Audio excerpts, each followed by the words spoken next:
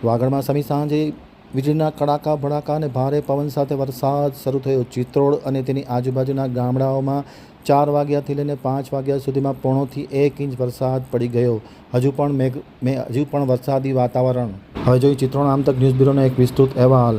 વાગડમાં સમી સાંજે વીજળીના કડાકા ભડાકા અને ભારે પવન સાથે વરસાદનું આગમન થયું છે।